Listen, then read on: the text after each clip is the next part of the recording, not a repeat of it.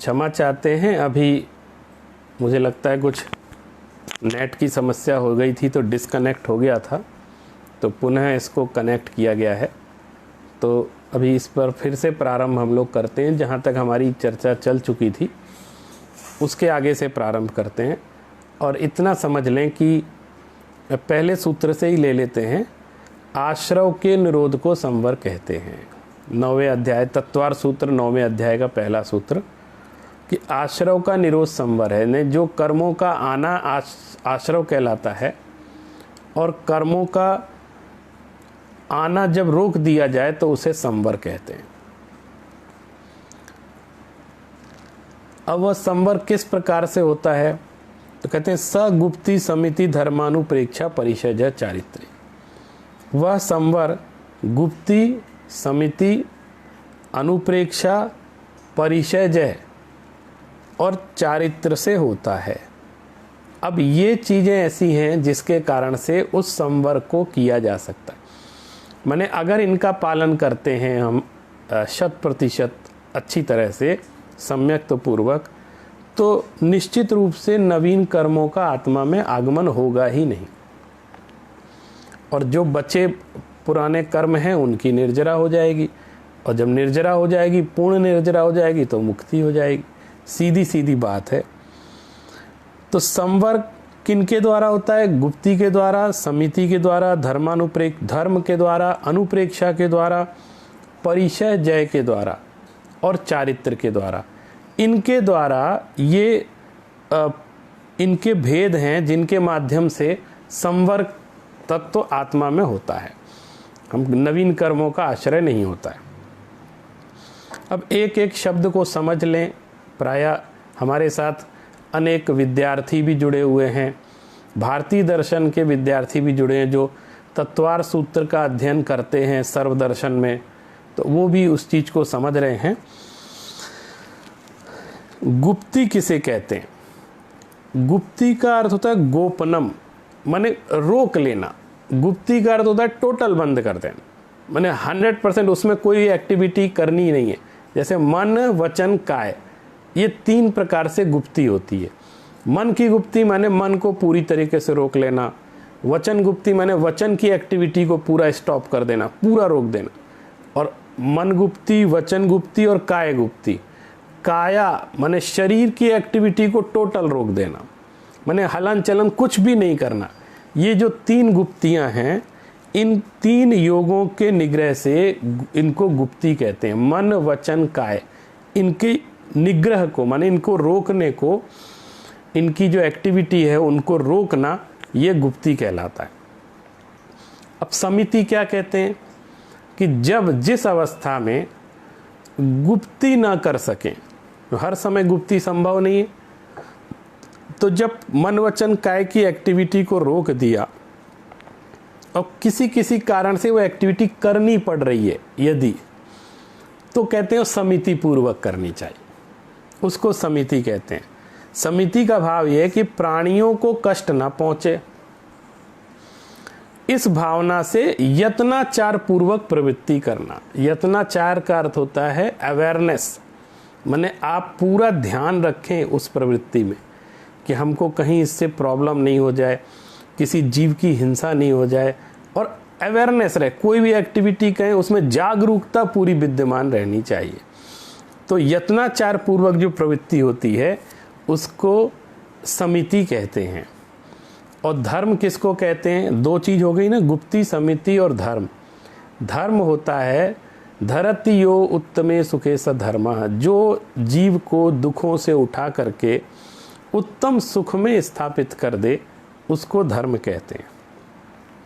और अनुप्रेक्षा कि संसार शरीर आदि का इनका स्वरूप बार बार विचार करना, उसको बार बार चिंतन करना इन विषयों का, वो अनुप्रेक्षा कहलाती है। और परिषय जय किसको कहते हैं कि परिषय का अर्थ होता है कष्ट, तो उनको सहन करना, अच्छे से साम्य भाव पूर्वक सहन कर लेना, ये परिषय जय कहलाता है। जैसे भूख प्यास आदि जो कर्मों के उदय से कोई कष्ट आदि होते हैं, उनको साम्य भाव से उनको जीत लेना।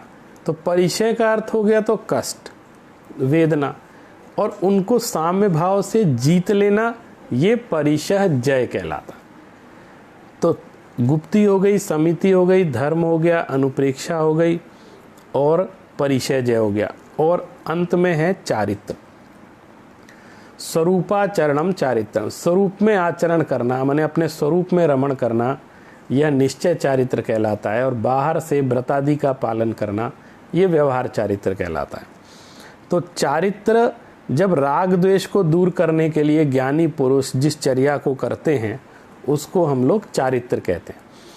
तो ये संवर के भेद हैं कि इनसे संवर होता है, गुप्ती से, समिति से, धर्म से, अनुप्रेक्षा से, परिचय जय से और चारित्र से, इनसे हमारे संवर होता है। फिर तीसरा सूत्र है तपसा निर्जरा च, तपस्या से निर्जरा भी होती है। माने इसमें तप से संवर तो होता ही होता है, निर्जरा भी होती है। तप तप तप उत्तम तप के दिन हमने तप का स्वरूप भी समझा था।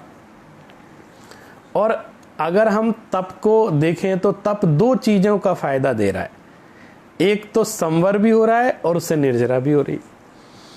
मैंने अभी तक जो बात कही उससे संवर होता है, लेकिन तप एक ऐसी चीज है कि उससे संवर भी होता है, निर्जरा भी होती। तपसा निर्जरा च, पहले शुरू में एक सूत्र आया था, पहले इसके पूर्व अध्याय में, इच्छा निरोधो तपः।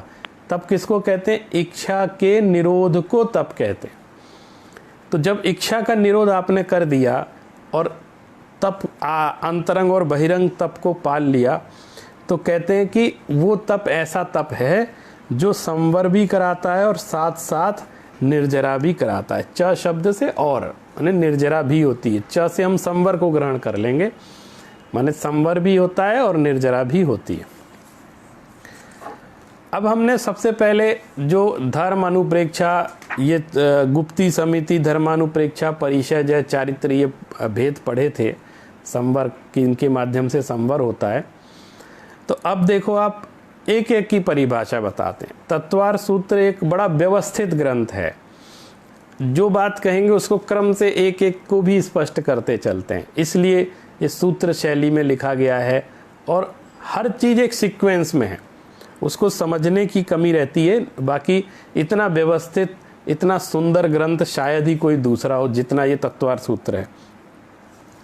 सम्यक योग अब गुप्ती का लक्षण, कि गुप्ती किसको कहते हैं, प्रश्न हो जाएगा। आपने गुप्ती के बारे में बताया लेकिन गुप्ती का लक्षण नहीं किया, तो वो गुप्ती के बारे में बताते हैं। सम्यक योग निग्रहो गुप्ती।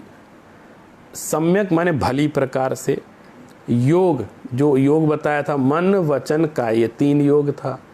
तो सम्यक यानी भली प्रकार से, और योग का निग्रह माने उनको रोकना अच्छे तरह से, सम्यक रूप से। सम्यक का अर्थ, सम्यक में सब कुछ गर्भित हो गया, माने बहुत जबरदस्ती नहीं करनी है, साम्य भाव पूर्वक करना है। सम्यक शब्द में सब कुछ गर्भित हो गया, मिथ्या रूप से नहीं करना है, सम्यक रूप से जो योगों का निग्रह। आप देखो कई लोग गुस्से में भी योगों का निग्रह कर लेते हैं, क्रोध में, जैसे मैं किसी से बात नहीं करूंगा तो वचन निग्रह हो गया, गुस्से में कर रहे हैं ऐसे काम, मुंह बंद कर लिया कि मैं किसी से बात नहीं करूंगा, तो ये वचन गुप्ती नहीं हुई। क्यों? क्योंकि सम्यक नहीं है, इस वचन का निग्रह सम्यक रूप से नहीं हुआ। आत्मा के कल्याण के लिए वचन गुप्ती नहीं हुई है, पाप से बचने के लिए वचन गुप्ती नहीं हुई है, बल्कि किसी से क्रोध के कारण से वचन गुप्ती हुई है। वो भी वचन गुप्ती करते, चुप हैं, बोल नहीं रहे, वो भी वचन गुप्ती। लेकिन चूंकि वो सम्यक नहीं है इसलिए मोक्ष मार्ग में कार्यकारी नहीं है। इसलिए सम्यक शब्द का विशेषण लगाना आवश्यक था कि योगों का सम्यक प्रकार से निग्रह करना, ये गुप्ती कहलाती है। और इसकी बात तो हम लोग समझ चुके हैं। निग्रह कैसे कहते हैं? ये जो योगों की स्वच्छंद प्रवृत्ति होती है, माने अनकंट्रोल्ड, और जहाँ चाहे जैसी प्रवृत्ति हो जाना, उसको रोकना, इसको निग्रह कहते हैं। ये 3 प्रकार की होती है, मन गुप्ती, वचन गुप्ती और काय गुप्ती। मन को रोकना, मन विषयों में ना जाए, किसी भी विषय में ना जाए, मन एकाग्र हो जाए और अच्छा बुरा किसी विषय में ना जाए, तो वो मन गुप्ती है, सबसे कठिन होती है। अब देखिए इसमें योग आ रहा है ना, योग में क्या किया जाता है, मन का निग्रह किया जाता है। फिर इसके बाद वचन गुप्ती, अभी आपको इसके बाद समिति भी पढ़ाएंगे, इसके बाद समिति का लक्षण भी आएगा। तो अब आया वचन गुप्ती, और जब आप समिति पढ़ेंगे तो उसमें आती है एक भाषा समिति। तो अब इसमें अंतर कैसे करना है हमको, वचन गुप्ती और भाषा समिति में क्या भेद है। वचन भी भाषा ही है और भाषा को भी वचन कहते हैं। वचन गुप्ती का अर्थ है बोलना ही नहीं, चुप रहना। गुप्ती माने टोटल बंद, गुप्ती माने ताला लगा देना, ये गुप्ती कहलाती है। ताला लगाने मतलब अब कोई उसका चांस नहीं है बोलने का, मौन रहना, ये वचन गुप्ती है। और समिति क्या कहलाती है, बोलना लेकिन ध्यान से बोलना, हित मित प्रिय वचन बोलना, अनावश्यक नहीं बोलना। बहुत जरूरी है तो बोला जाता है, और बोलने में भी पूरा यत्नाचार, क्या बोल रहे, कैसे बोल रहे, कब बोल रहे, किस चीज़ के बारे में बोल रहे हैं, किस तरीके से बोल रहे हैं, उसका ध्यान रखना, ये भाषा समिति। किसी को उससे दुख नहीं होना चाहिए, कष्ट नहीं होना चाहिए, और सिर्फ तत्व की चर्चा को करना, संसार की किसी चर्चा को नहीं बोलना, ये सब भाषा समिति। तो भाषा समिति में बोला जाता है लेकिन संभल कर बोला जाता है, यत्नाचार पूर्वक बोला जाता है, उसको भाषा समिति कहते हैं। और वचन गुप्ती किसको कहते हैं, कि बोलना ही नहीं। इसी तरह सब में लगा लेना है, जैसे काया गुप्ती, अब वहाँ पे तो काया का पूरा निरोध हो गया, काया का हिलन डुलन ही नहीं हो रहा है। और समिति में क्या है, काया का हिलन डुलन होगा लेकिन ध्यान से होगा। जैसे अगला सूत्र में बात आ रही है, ईर्या भाषेषणा दान निक्षेपोत्सर्गा समितयः।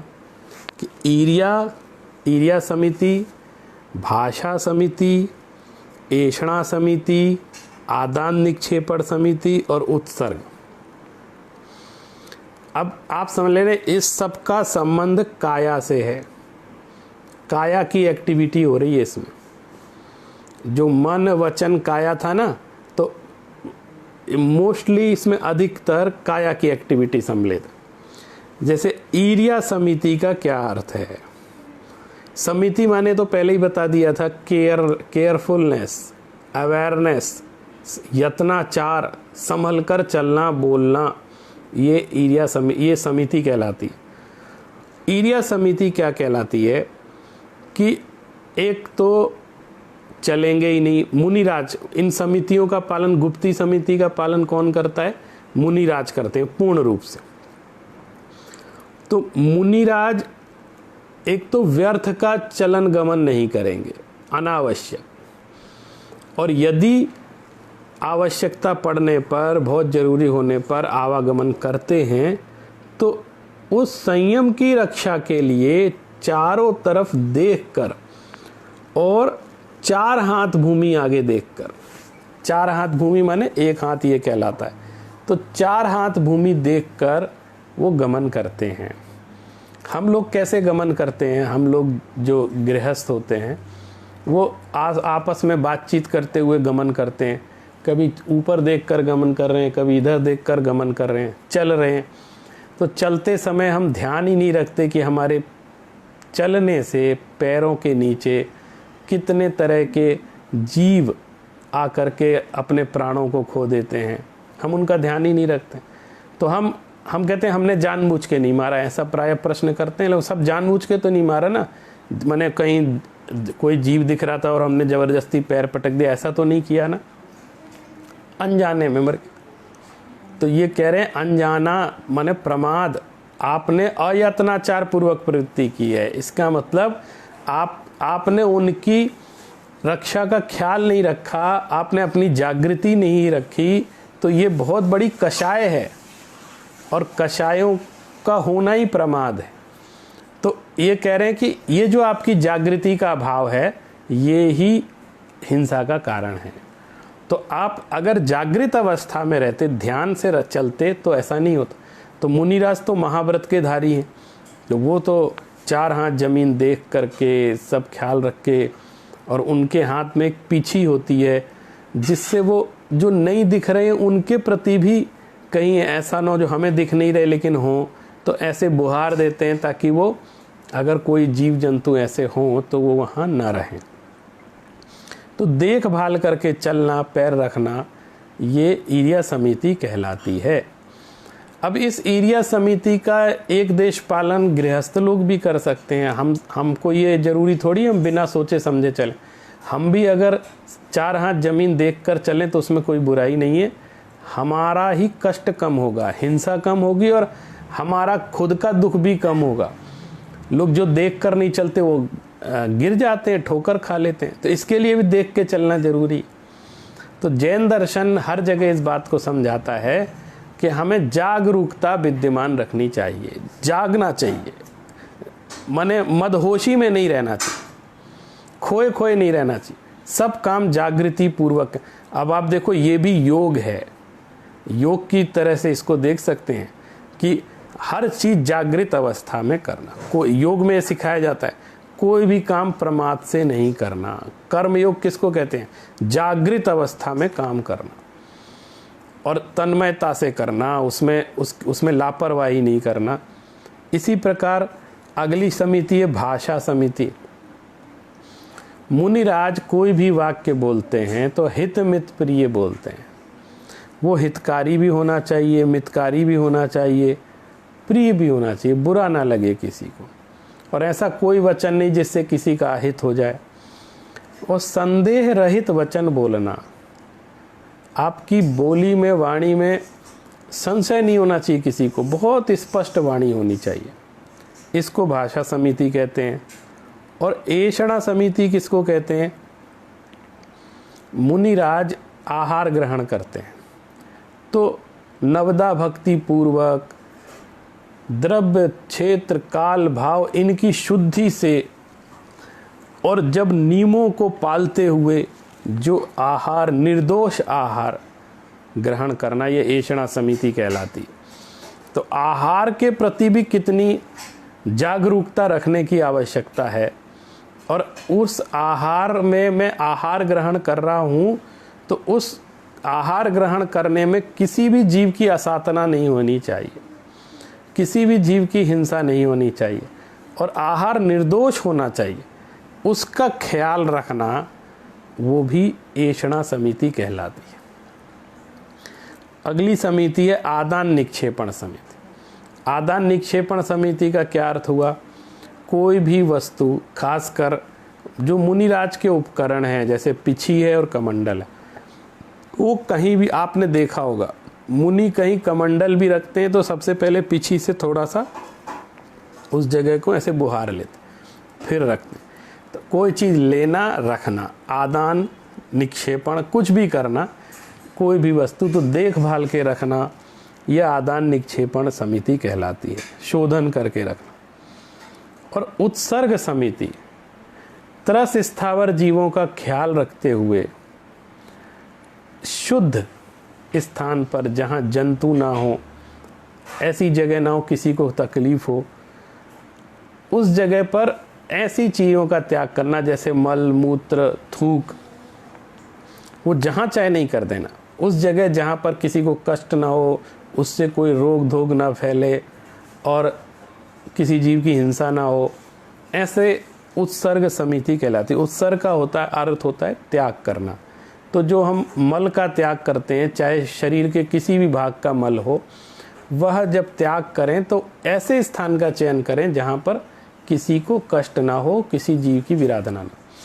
इसको बोलते हैं उत्सर्ग समिति। ये मुनिराज इसको पालते हैं। और इस प्रकार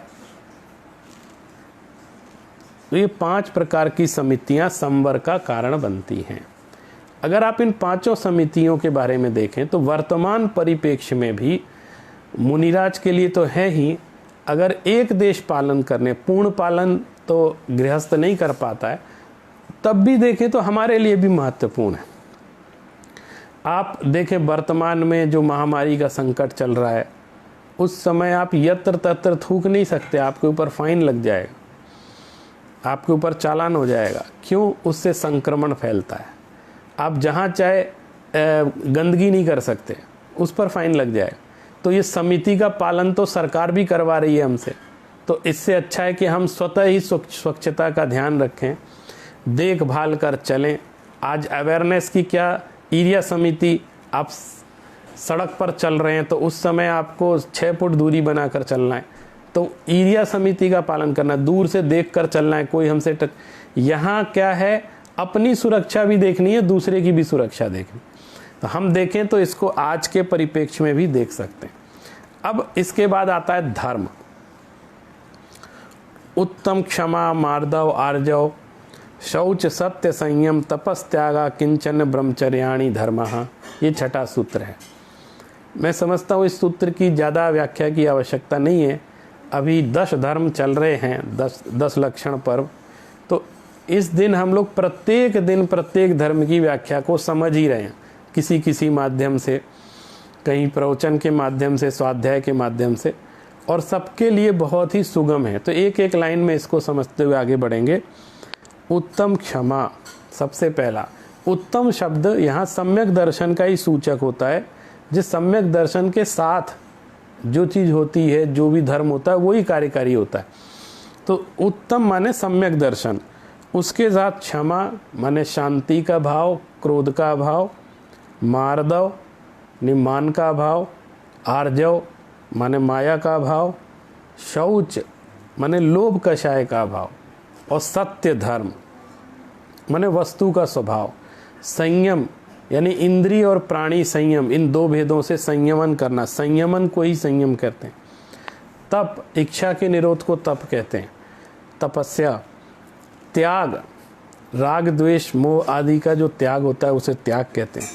और अकिंचन अर्थात किसी भी पदार्थ के प्रति ये मेरा है ऐसी भावना नहीं रखना, यानी कि शरीर तक के प्रति, आत्मा के अलावा कुछ भी मेरा नहीं है ऐसा विचार करना, ये उत्तम अकिंचन्य धर्म कहलाता।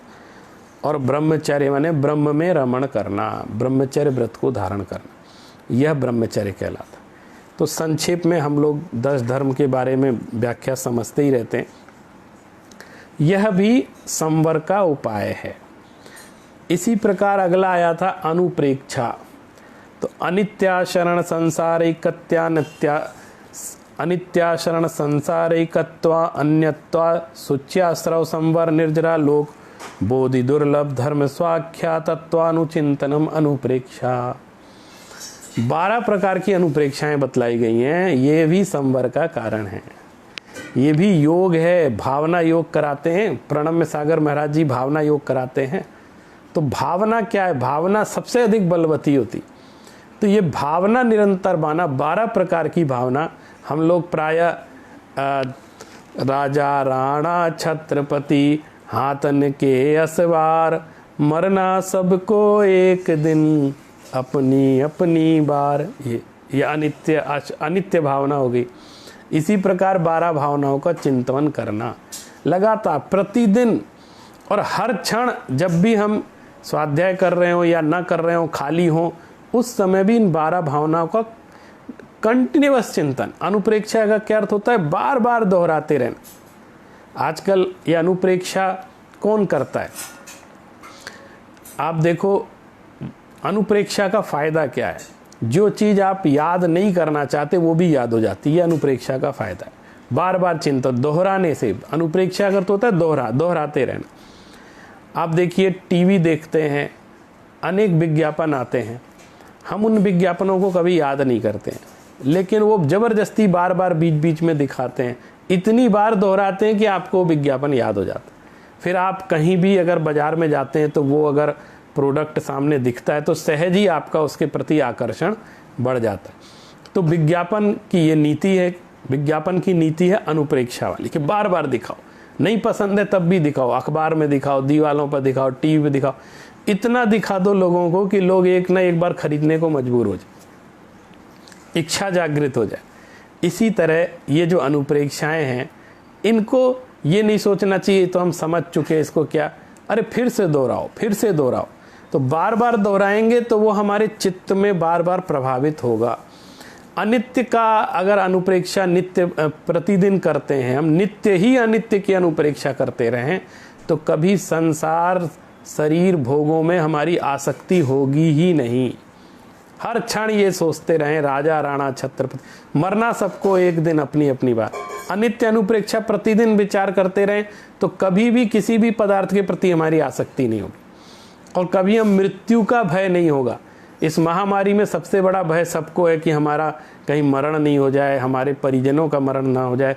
और अनित्य भावना कहेंगे तो पता है कि परिवर्तन संसार का नियम है और नित्य पर्याय तो परिवर्तित होती ही है, पर्याय का स्वरूप ही परिवर्तन है और आयु क्षय से ही मरण होता है, ये दृढ़ श्रद्धान है।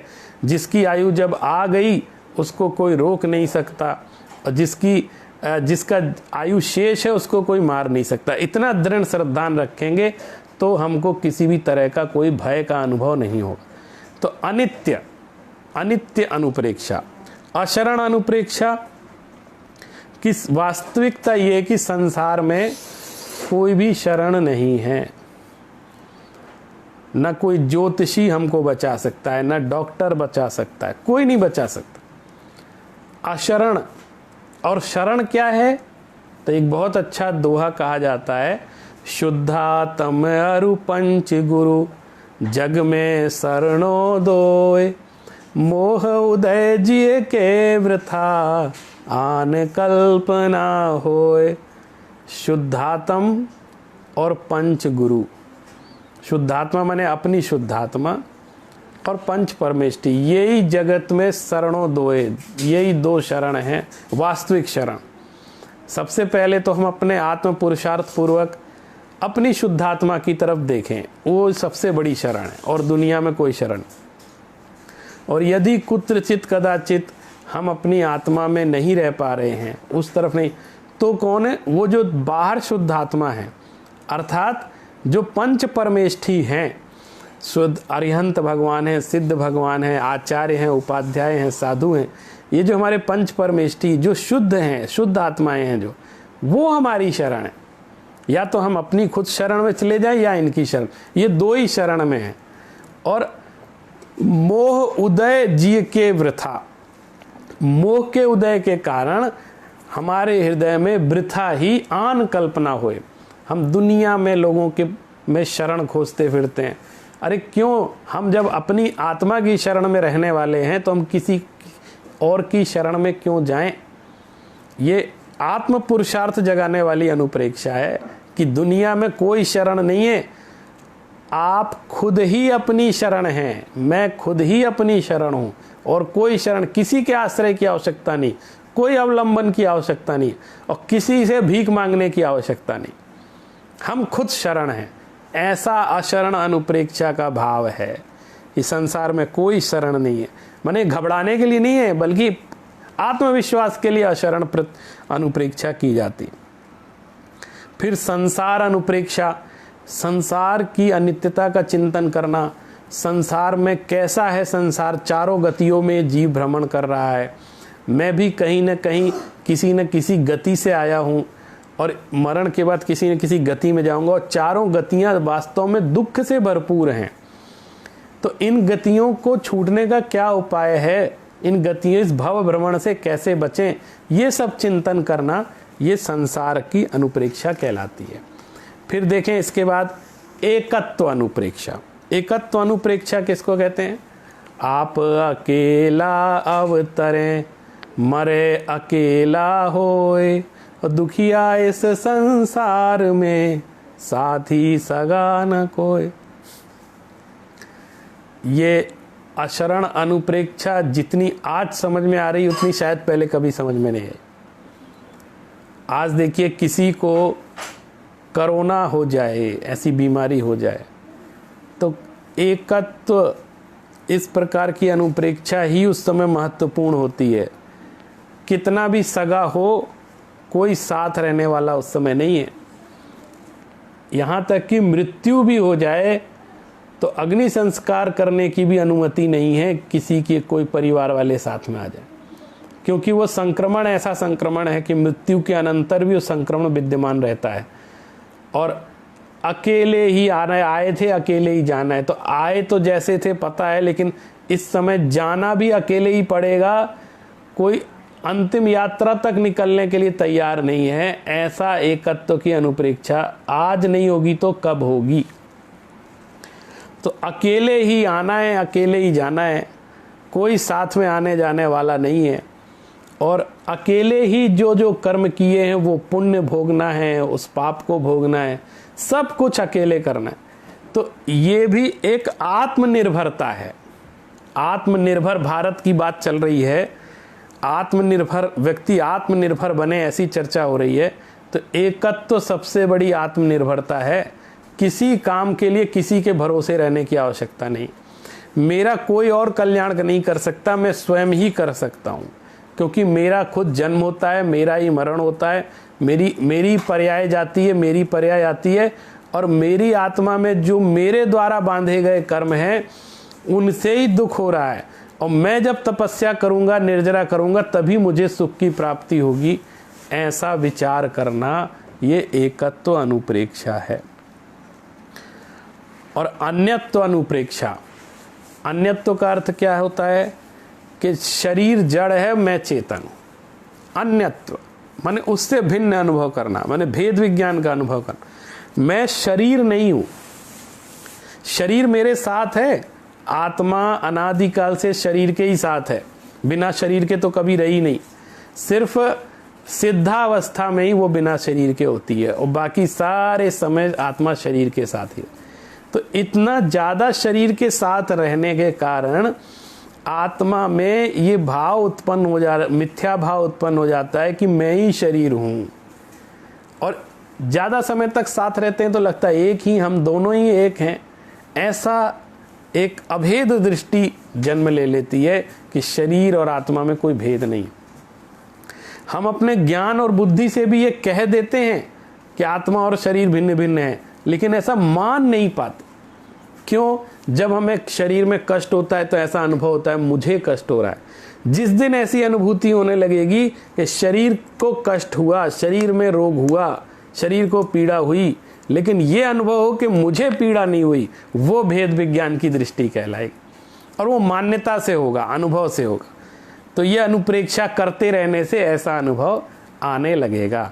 अन्यत्व न मम, अन्य सब अन्य है ना, मेरा कुछ भी नहीं है। शरीर जड़ है, मैं चेतन हूँ, और शरीर अनित्य है, मैं नित्य हूँ। ऐसा भेद करके अनुभव करना, शरीर और बाह्य पदार्थों से अपने को भिन्न चित्त अनुभव करना, यह अन्यत्व अनुप्रेक्षा कहलाती है। और असुचि अनुप्रेक्षा किसको कहते हैं? अब असुचि अनुप्रेक्षा करेंगे तो अन्यत्व अनुप्रेक्षा जल्दी हो जाएगी। क्यों? शरीर को, ये जो शरीर है इसका स्वभाव ही असुचि है, अपवित्र है, ऐसा समझाया गया।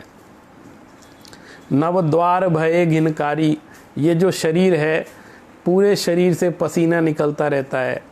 और इस शरीर का जरा सा भी, इस शरीर की नश्वरता का अनुभव करना हो तो कभी हमारा कोई चोट लग जाए, घिस जाए, तो इतनी पतली सी चमड़ी के भीतर जो सौंदर्य है वो तब समझ में आएगा कितना सुंदर था। जरा सा एक दाग हो जाए, जरा से एक फोड़ी फुंसी हो जाए तो पता चलता है शरीर का असली रूप क्या है। तो इस शरीर को कितना भी नहला लो, कितना भी धुला लो, कितना इत्र लगा लो, कितना पाउडर लगा लो, कुछ भी लगा लो, आप इसकी दुर्गंध को दूर नहीं कर सकते।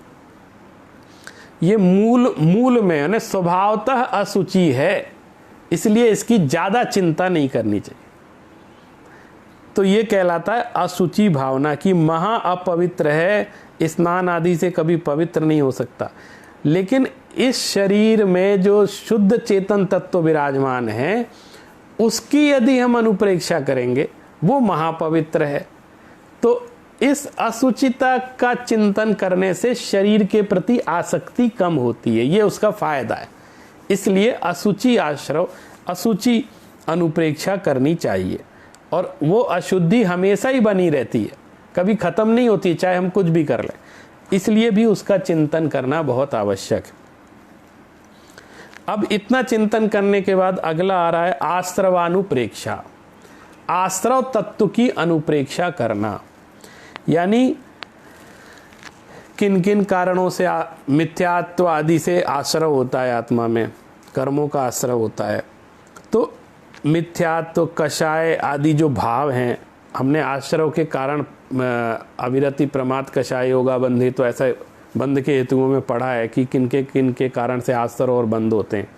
तो इनका चिंतन करना कि किन कारणों से ये आश्रव हो रहा है, हमारी किस एक्टिविटी के कारण ये आश्रव होता है, उनके बारे में सोचना, तत्व चिंतन करना। आश्रव एक तत्व है, इस तत्व का चिंतन करना, बार बार इस पर विचार करना। जब जिस चीज पर हम बार बार विचार करते हैं तो वो कहीं ना कहीं हमारे अंदर उसका प्रभाव पड़ जाता है, इसलिए वो कह रहे हैं उसका बार बार चिंतन करना। संवर तत्व के बारे में हम अभी पूरा अध्याय पढ़ रहे हैं, संवरानुप्रेक्षा।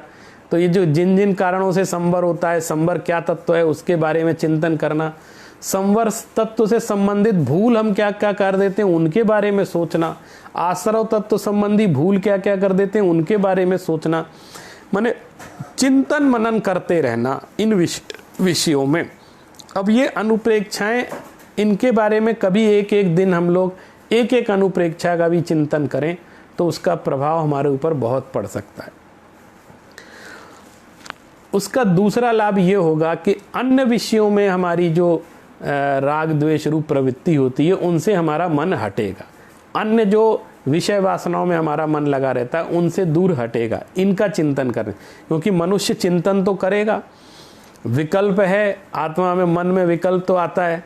तो अगर ऐसा चिंतन करेंगे तो उसका अच्छा प्रभाव हमारे मन में पड़ेगा, नहीं तो बाकी 24 घंटे तो इधर उधर का चिंतन चलता ही रहता है। निर्जरा, कर्मों के छाड़ने को निर्जरा कहते हैं। तो निर्जरा माने निर्जरा का चिंतन करना कि सविपाक निर्जरा होती है, अविपाक निर्जरा होती है, और कैसे कर्मों तपस्या से निर्जरा होती है, ऐसा बार बार चिंतन करना, उसके बारे में विचार करना, सोचना, ये निर्जरानुप्रेक्षा कहलाती। लोकानुप्रेक्षा, जब हमारा विशेष उपयोग लगे तो हम अगर करणान योग के ग्रंथ को पढ़ें, लोक के आकार प्रकार के बारे में चिंतन करें, स्वर्ग कैसा है, नरक कैसा है, मध्य लोक कैसा है, जम्बूद्वीप कैसा है, इसके बारे में पता लगाएं, शोध करें, खोज करें, उसको समझने की कोशिश करें। तो ये इसमें जो हमारा रात दिन चित्त लगा रहेगा वो लोकानुप्रेक्षा कहलाएगा।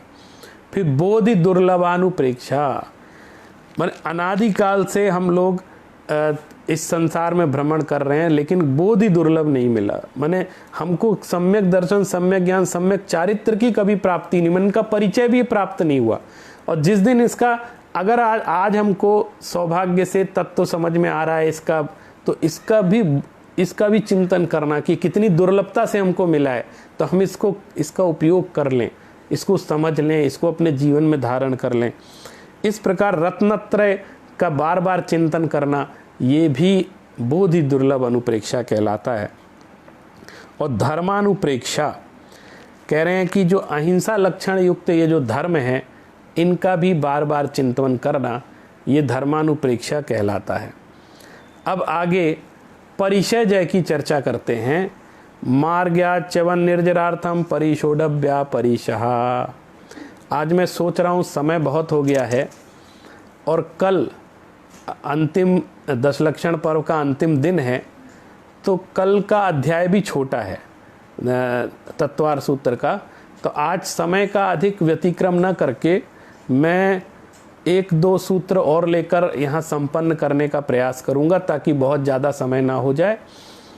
और इसके आगे से जो सूत्र हमारे बच रहे हैं उन सूत्रों पर कल चर्चा करेंगे और कल 10वां अध्याय भी ले लेंगे। तो आज के 9वें अध्याय के जो बचे हुए सूत्र हैं और कल चूँकि 10वें अध्याय के सूत्र बहुत कम है तो वो समय का एक समायोजन हो जाएगा और सूत्रों का भी।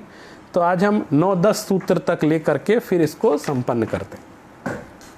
मार्ग्या च्यवन निर्जरार्थम परिशोडव्या परिशः, कह रहे मार्ग से च्युत ना होने के लिए, पथ मार्ग पर चल रहे हैं, मोक्ष मार्ग पर चल रहे हैं, तो कहीं उससे अलग ना हो जाए, च्युत ना हो जाए, मार्ग अच्यवन, मार्ग से दूर नहीं हो जाए।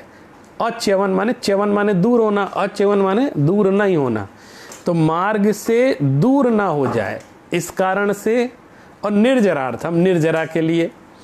परिशोढव्या परिशाह, कर्मों की निर्जरा के लिए सहन करने योग्य। परिशोढव्या माने जिसको सहन किया जा सके, उसको परिशह कहते हैं। परिशह का अर्थ ही होता है सहन करना, और परिशह जय को कहते हैं जो साम्य भाव पूर्वक परिशह को सहन कर जाए, वो इसका मतलब परिशह पे जीत गया। आप परिशह का एक अर्थ लगा लो दुख को, कष्ट, जो कष्ट आ जाता है किसी कार्य को करने में जो कष्ट, वो परिशह है। तो परिशह को आप रोक नहीं सकते, आप परिशह पर विजय प्राप्त कर सकते। अब विजय प्राप्त करने का अर्थ परिशय को दूर करना नहीं है, ये विशेष समझने लायक बात। परिशय आए, उसके कारण से जो दुख उत्पन्न होता है उसमें हम दुखी ना होकर अपने आत्मबल से उसमें साम्य भाव धारण कर लें, यही परिशय जय है। माने दुख को आप रोक नहीं सकते, लेकिन दुख आएगा और दुख को हम साम्य भाव से सहेंगे, दुख की प्रतिक्रिया नहीं करेंगे। जैसे किसी ने मेरी निंदा की तो उस निंदा को मैं साम्य भाव से सहन करूं, उसके प्रति कोई राग द्वेष ना रखूं, और साम्य भाव से तो मैं उस निंदा पर विजय प्राप्त करूं। कोई दुख आया, दुख तो आएगा, कर्मों का उदय है तो दुख तो आएगा, उस दुख को साम्य भाव से सहन कर लेना, ये उस दुख पर विजय है। ये दुख जीतने का उपाय यही है। तो कह रहे हैं निर्जरा, उससे निर्जरा भी होती है, और कष्ट सहन करने से साम्य भाव से हम अपने मार्ग से भटकते नहीं है। मार्ग अच्यवन, मार्ग से दूर नहीं होते हैं, उसको परिशय कहते हैं। 22 प्रकार के परिशय आचार्यों ने गिनाए हैं, उनका नाम अगले सूत्र में है। क्षुत पिपासा शीतोष्ण दंश मशक नागन्यारति स्त्रीचर्या निषद्या शय्या आक्रोश वध याचना अलाभ रोग तृण स्पर्श मल सत्कार पुरस्कार प्रज्ञा ज्ञान दर्शनानी। 22 प्रकार के परिग्रह हैं। इसको एक बार समझ लेते हैं कौन कौन सा परिशय कहलाता है। क्षुधा परिशय माने प्यास, क्षुधा माने भूख, भूख लगना, उसको क्षुधा होने पर, जैसे कभी उपवास, वर्तमान में उपवास व्रत वगैरह सभी श्रावक भी रख रहे हैं, तो ऐसा नहीं है कोई अगर उपवास रखता है तो उसको भूख नहीं लगती है, लेकिन उस कष्ट को वो सहता है कि मेरा संकल्प है कि आज मुझे आहार ग्रहण नहीं करना है, तो उसको साम्य भाव से लगती है भूख, लेकिन उसको सहन कर लेता, फिर उसका अभ्यास कर लेता। इसी प्रकार क्षुधा, फिर तृषा माने प्रकृति के विरुद्ध आहार मिल जाए, या ग्रीष्म काल में आतप हो, और सीधी बात है तृषा का मतलब होता है प्यास, माने गर्मी तेज पड़ रही है और पानी नहीं मिल रहा है, तो वो जो प्यास है उसको भी साम्य भाव से सहन करना, भूख प्यास को। शीत परिशय, बहुत अधिक ठंड हो रही है लेकिन फिर भी वस्त्र आदि नहीं पहने हैं, तो उनको साम्य भाव से सहन कर लेना, शीत वेदना को सहन करना। उष्ण, एक बात और बता दें, शीत और उष्ण परिशय ये दोनों विपरीत हैं, तो कोई एक परिशय ही हो पाता है एक बार में, आगे जाके इसको बताएंगे। तो उष्ण परिशय, जब बहुत तेज गर्मी पड़ रही है, कोई गर्मी चीज़ है, उसको भी सहन कर ले रहे हैं साम्य भाव से। दंश मशक परिशय, कि मुनिराज किसी जीव की हिंसा नहीं करते, बचने का प्रयास भी नहीं करते, तो मुनिराज को अगर कोई दंश मशक माने मच्छर, डांस, कीट मकोड़े कोई अगर उनके शरीर पर आकर उनको काटते हैं, तो वो उसको भी शांत परिणाम से उसको सहन करते हैं, उनके प्रति कोई प्रतिक्रिया व्यक्त नहीं करते। और नग्नता एक परिशय है, नग्न रहना, दिगंबर मुनिराज नग्न रहते हैं, वस्त्र नहीं धारण करते, तो उस नग्नता में भी कष्ट होता है, लेकिन उस कष्ट को उन्होंने स्वयं स्वीकार किया है, उस वेश को उन्होंने स्वयं स्वीकार किया है, उसको धारण कर लेते हैं। तो साम्य भाव से उस प्रतिज्ञा में स्थिर रहना, वो नग्नता का परिचय कहलाता है। अरति परिचय माने अनिष्ट पदार्थों का समागम यदि हो जाए तो भी पूर्व स्मरण ना करके, पूर्वरति का स्मरण ना करके अपनी आत्म साधना में लगे रहना। जैसे हमारे सगे संबंधी हमको मिल गए और फिर उनके प्रति राग जाग गया, ऐसा नहीं होना चाहिए। तो हमने उनको छोड़ दिया तो छोड़ दिया, तो उसके प्रति अरति भाव रखना और उसको सहन करना, यह अरति परिचय कहलाता। स्त्री परिचय, कई बार साधु मुनि के सामने कई स्त्रियां इस तरह के हाव भाव करती हैं कि उनका ध्यान भग्न हो जाए, उनको परेशान करने की कोशिश करती हैं। तो ऐसे समय में उनको शांत भाव से सहन कर लेना, उनके प्रति कोई राग द्वेष नहीं करना, उनकी प्रतिक्रिया नहीं करना, ये स्त्री परिचय कहलाता है। चर्या परिचय, एकाकी विहार करते हैं, जंगलों में जानवरों के बीच में विहार कर रहे हैं, चल रहे हैं, फिर रहे हैं और कैसे भी कंकड़ पत्थर चुभ रहे हैं पैरों में कहीं भी, लेकिन उन चर्या में भी जो कष्ट हो रहा है उसको शांत भाव से सहन कर रहे हैं, वो परिचय कहलाता है, परिचय जय कहलाता है, चर्या परिचय। निषद्या परिचय जय किसको कहते हैं कि आसन ध्यान आदि में बैठने पर वो जो कोई उपसर्ग आ जाए उसमें जो कष्ट हो उसको शांत भाव से सहना। शय्या परिचय, जब एक समय की रात्रि में एक पहर मुश्किल से थोड़ी सी निद्रा ग्रहण करते हैं, वो भी जागृत अवस्था में, लेकिन अगर लेटे हैं, शैया है, तो उस समय कई सीधा सपाट स्थान नहीं मिला या कुछ भी कैसे भी करके लेट रहे हैं, तो उस समय जो कष्ट हो रहा है शैया के समय, उसको शांत भाव से सहन करना। ऊंचा नीचा स्थान मिल गया सोने के लिए, सीधे नहीं सो पा रहे, तब भी शांत भाव से कि ठीक है जैसा भी है।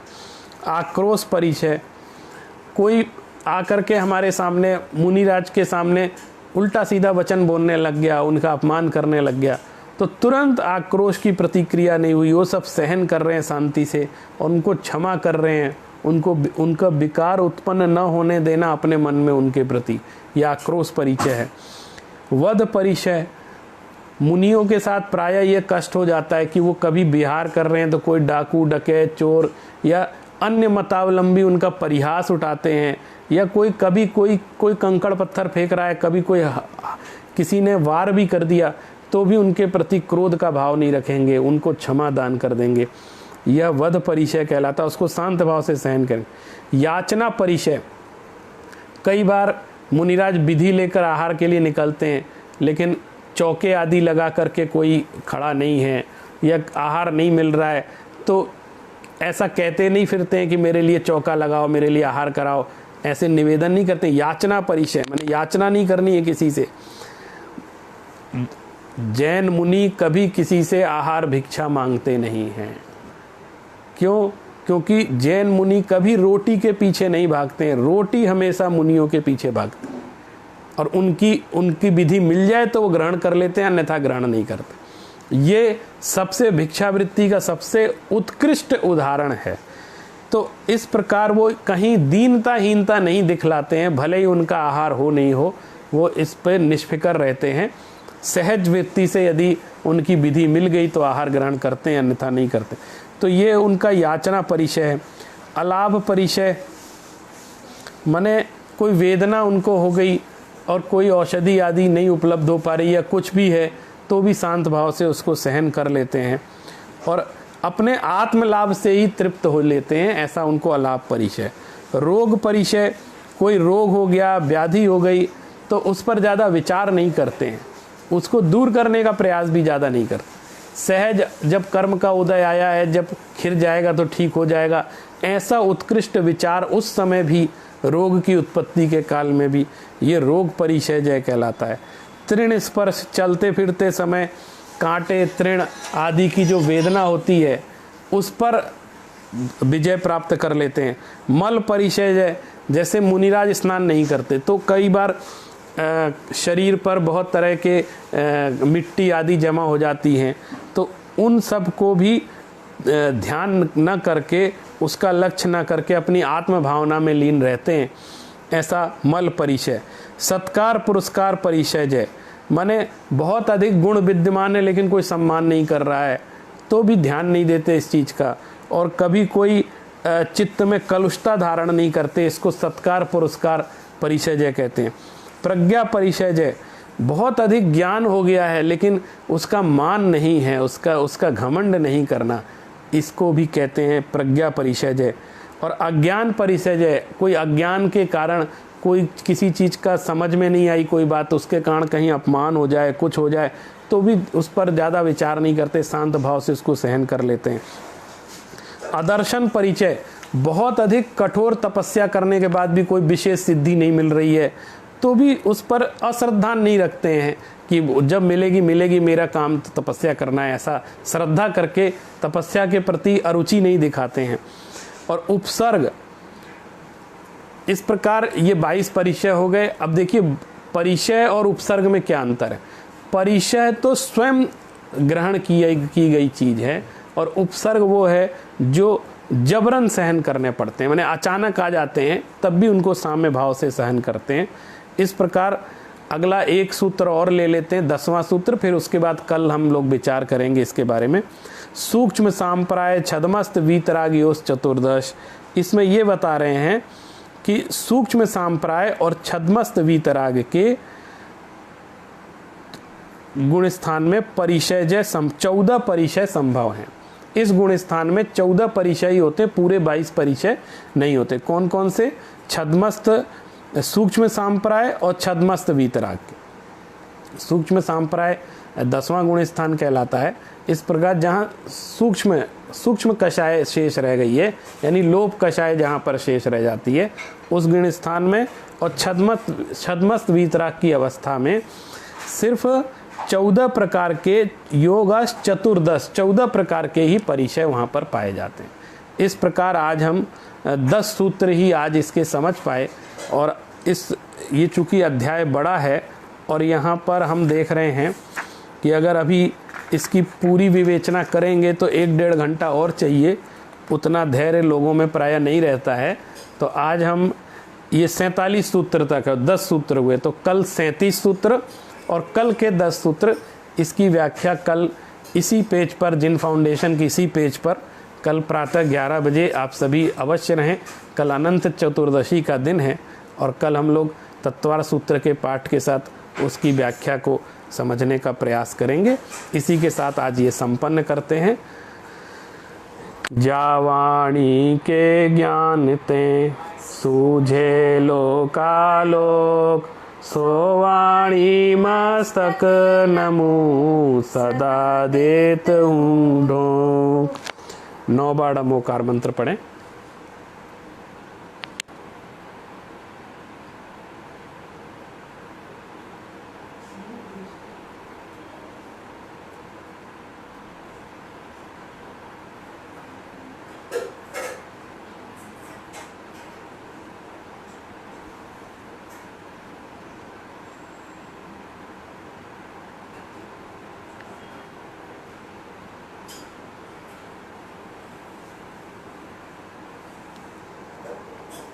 बोले जिनवाणी माता की जय।